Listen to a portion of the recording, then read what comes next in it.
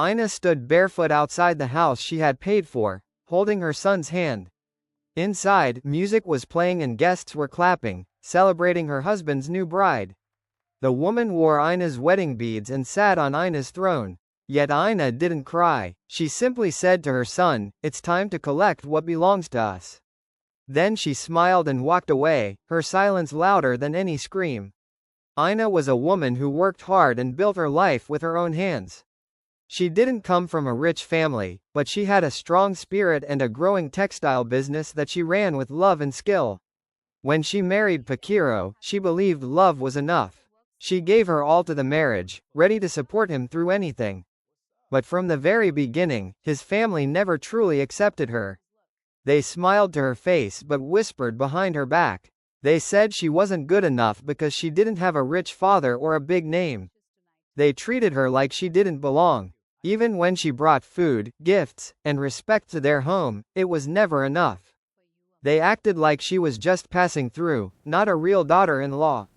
Her mother-in-law would often say things like, "Prettier could have done better," while pretending to joke.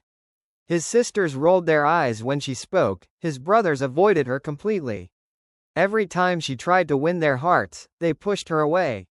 And the most painful part, Prettier never defended her. He sat quietly, letting them disrespect his wife. He never stopped their gossip, never told them to respect her. He just looked the other way, pretending not to see or hear. Ina felt alone, like a stranger in her own marriage. She worked all day, helped everyone she could, and still came home to silence and cold eyes.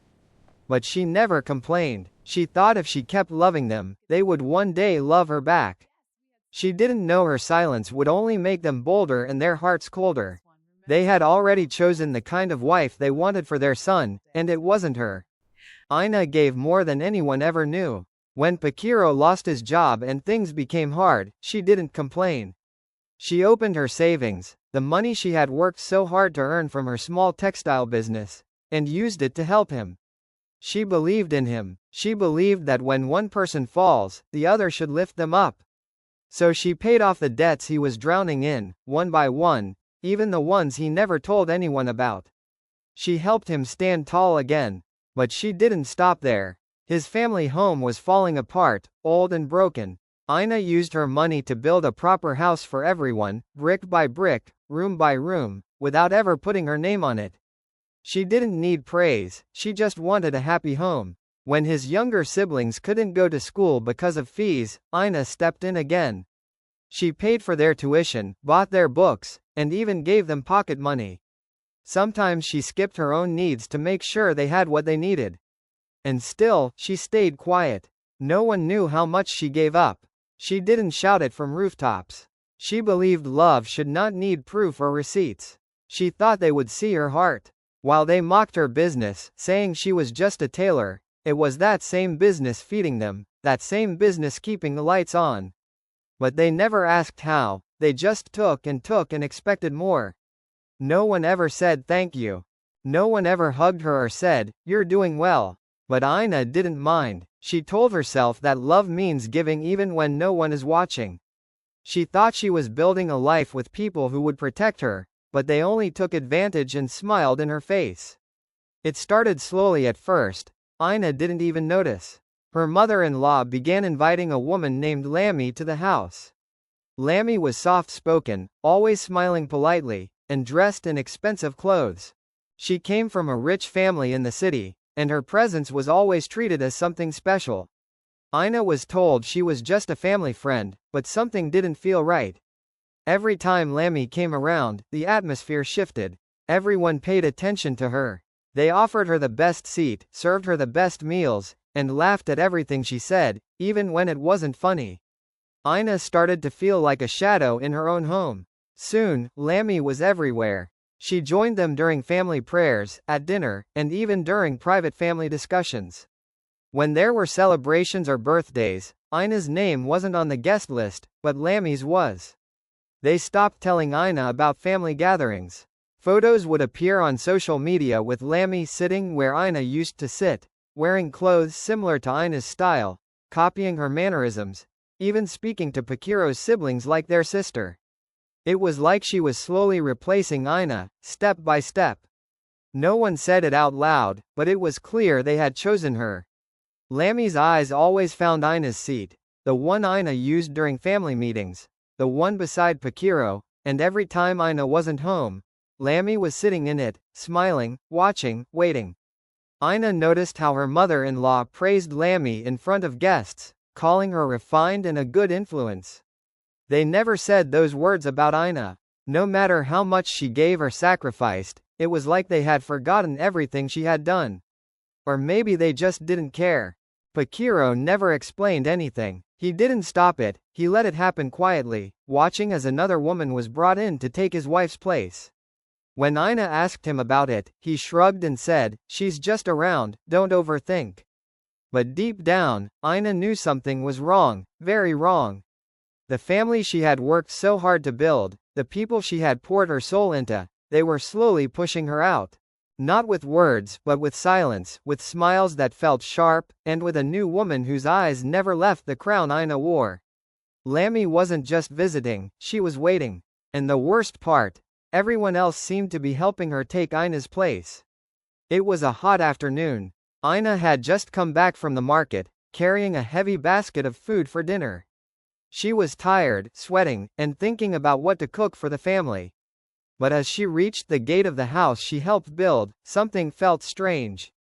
The gate was wide open. She walked in, and her heart dropped. Her clothes were in nylon bags scattered near the door. Her shoes, her kitchen tools, even her son's toys, all thrown together like trash. She looked up and saw Pakiro, her husband, standing in the middle of the compound. His face was cold, blank, as if he didn't know her anymore. Then he spoke in a voice she could barely recognize. "It's not working anymore, Ina. You have to go." At first, she thought it was a joke, a bad one. But then, behind him, she saw Lammy wearing one of Ina's wrappers, her head tie, her slippers. Lammy stood there with a small smirk on her lips, looking proud, not sorry. She didn't even look away. Then came the final blow. Her mother-in-law walked out from inside the house, folded her arms, and said sharply, "We need someone who can elevate the family name. You've done enough. It's time for someone better." Ina's hands started shaking, her chest felt tight. She wanted to ask why. After everything she had done, paying the debts, training the siblings, building the house, this was her reward? To be thrown out like a stranger? She looked at Pakiro, the man she gave everything to. He said nothing more. He didn't fight for her, he just stood there like a statue.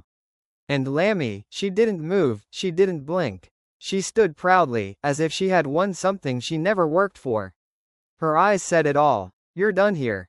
Ina didn't scream. She didn't beg. Something inside her went quiet, like a fire that had stopped burning, not because it was weak, but because it was becoming something stronger.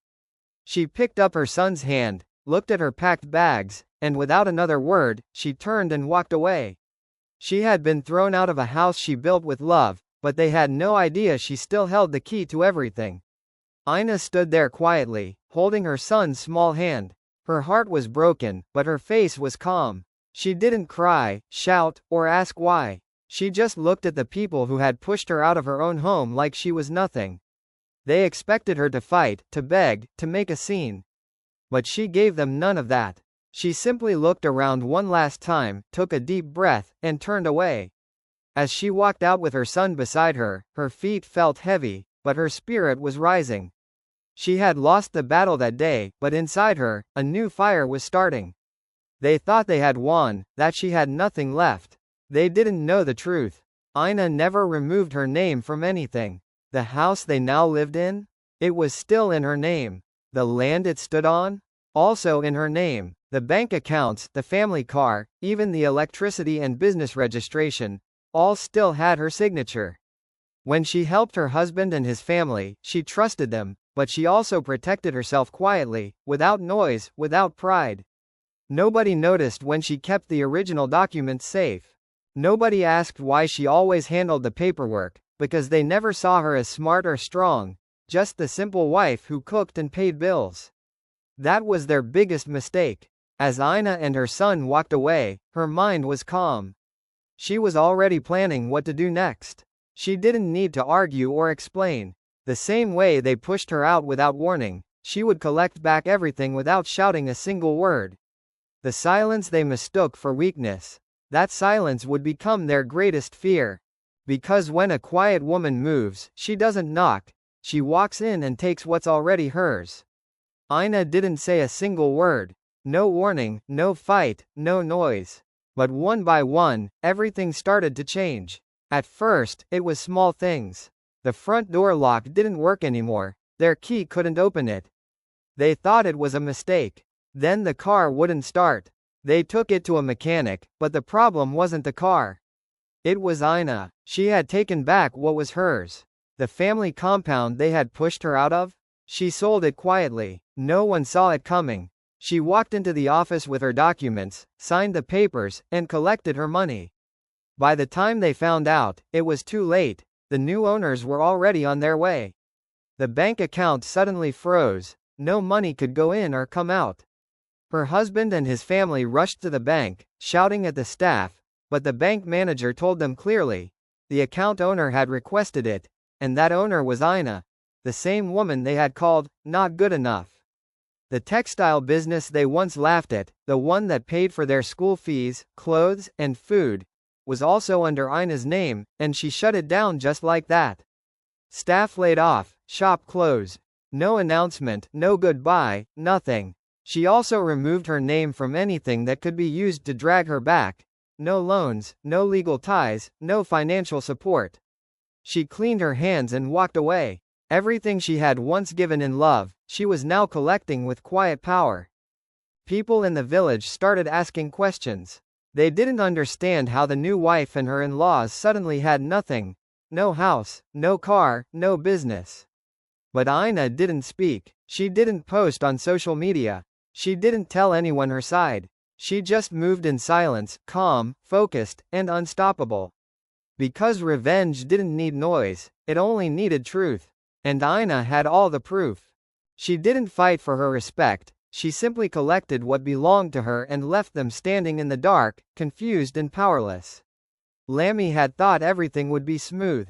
She believed she had won. A big house, nice cars, the title of wife. It all seemed perfect at first. But soon, things started to change. The house went dark, there was no electricity. The generator stopped working, the staff were gone, no food delivery, no house help, nothing. She asked Pakiro for money, but he had none. He ran to his mother, but she had nothing either. All the accounts were empty, the credit cards didn't work, the drivers didn't show up. The fancy lifestyle she was promised had disappeared like smoke. Lammy sat in the living room, sweating, confused, and scared. The same family that once clapped for her, the same mother-in-law that said, "She's the one who will raise our name," now started whispering, "Where is her help? Why can't she bring anything to the table?" They started comparing her to Ina, the woman they once insulted, the one they pushed out with pride, the one they said wasn't good enough. Pakiro was the most confused. He couldn't understand how everything vanished. The house they lived in sold, the cars locked, the accounts frozen, the business shut down.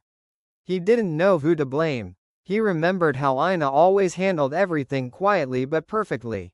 So one evening, he went to find her, angry, tired, embarrassed. He shouted, "What have you done? Why would you do this to us?" Ina didn't raise her voice. She didn't insult him. She just pulled out a small file. Inside were receipts, documents, and agreements, all signed by him. Transfers, property papers, bank forms, business documents, everything. She looked him in the eye and said, "You handed me the power when you were down. I used it to build this family, and now I'm taking back what I gave." Pakiro couldn't speak. The truth was clear. Everything Lammy had been enjoying was built by the woman they threw away. And now, without Ina, it was all crumbling. The perfect bride sat in silence as her dream turned into dust. And Ina, she walked away again, not out of pain, but with quiet strength. She had nothing to prove, they had already proven it for her. The village couldn't believe what they were hearing. One by one, stories started spreading like fire. The same Ina they had insulted, looked down on, and mocked, she was the one who had been holding everything together. People whispered in shops, at the well, and on the streets. Did you hear? It was Ina who built the house. She paid for his siblings' school fees. She was the real breadwinner. Every corner of the village buzzed with shock. Even those who once laughed at her humble background began to feel ashamed. The truth hurt their pride. All along, they had praised Pakiro's family for having money, for being powerful, but that wealth was Ina's doing. She had been the engine behind their comfort, the reason their compound stood tall, the silent helper they pushed aside. Lammy's image, which once looked perfect, now cracked. People began to see her for who she truly was. A woman who came for a crown she didn't earn. Her parents, who had once proudly visited the village and looked down on Ina, quietly stopped showing their faces. Even they were embarrassed. They didn't know their daughter had replaced a queen and destroyed everything in the process. Meanwhile, Ina didn't say a word. She had moved to another city and was now running a large textile export company. Her business grew fast, and her name became known in big circles. She didn't look back. The same people who once ignored her now tried to call, old friends, in-laws, even people from the village tried to reach her. But she didn't answer. She had no time for fake apologies or sweet words after bitterness. People were stunned. Some said, she has changed, but others replied, no, she's just showing who she always was. The woman they once saw as not good enough had become a star, and she did it without noise, without revenge, and without going back. Her silence became louder than their gossip. Her success became the answer to every insult. And the village learned a lesson it would never forget. Never underestimate a quiet woman with a strong heart. Months passed, and the family decided it was time to cover up their shame with a big celebration. They planned a grand wedding ceremony for Lammy and Pakiro, with decorations, music, food, and invitations sent all around the village. They wanted people to forget what happened, to pretend everything was perfect again. They even tried to act like Lammy had always been the right choice. But the day of the event came, and no one showed up. The chairs stayed empty, the food remained untouched, the music played but there was no dancing. Not even the neighbors came. People looked from afar and shook their heads. The once proud family had become a laughingstock. Everyone now knew the truth. That they had thrown out the real jewel, Ina, for a shiny stone that had no value. The family name, which once carried pride, was now only mentioned in gossip and jokes. Lammy sat with a fake smile, dressed in expensive clothes, but inside her heart was sinking. Her dream wedding had become a nightmare. Pakiro looked around at the emptiness and felt a shame so deep he couldn't meet anyone's eyes. His mother, who once walked tall, sat quietly, not even able to explain where everyone had gone. The loud family had suddenly become silent. But in a different city, at the same exact time, something powerful was happening. Ina's face was on the front page of a national newspaper. The headline read, "Woman of Impact in Business." She had been recognized for her success, her strength, and her growth. People across the country were reading about the woman who had once been treated like nothing and now stood as a symbol of excellence and grace. Ina was being honored at a big event with leaders, business owners, and important guests in attendance. Cameras flashed and people clapped for her. She smiled, calm, elegant, and proud. She didn't need to say anything about her past. Her success spoke for her. The same day they tried to pretend she never existed was the day the whole nation celebrated her. And the village watched both scenes, the empty ceremony and the glowing news, and realized the truth. They had pushed away gold and were left with dust. Pakiro arrived at Ina's new showroom looking tired and worn out. His eyes were sunken, and his hands trembled as he stepped inside. He looked around at the busy workers, the beautiful fabrics, and the shining trophies on the walls. This place was a far cry from the house he had thrown Ina out of. Taking a deep breath, he finally spoke with a voice full of regret. "Can I see our son?" Ina looked at him quietly, her face calm but strong. She held her son's hand and said softly, "He's not a burden to carry only when it's easy for you." Her words were gentle but firm. Pakiro's heart sank, knowing how much he had lost. Without waiting for an answer, Ina turned and walked away with grace. Her steps were steady and proud, like a queen who had risen above pain and betrayal. She didn't look back at Pakiro or the life he had chosen to leave behind. She was radiant, full of quiet power, a woman who had rebuilt herself from nothing and was now unstoppable. Pakiro stood there alone, surrounded by the success and peace that Aina had created without him. He realized that the past could not be changed, but Aina's future was shining bright, and he would never be part of it again. The ashes of their broken past lay behind her, but she moved forward strong and unbreakable. If you believe in standing strong when life tries to break you, share this story with someone who needs to hear it. Remember, true power is quiet but unstoppable, just like Aina. Don't forget to like, comment your thoughts and follow for more real stories that inspire and empower.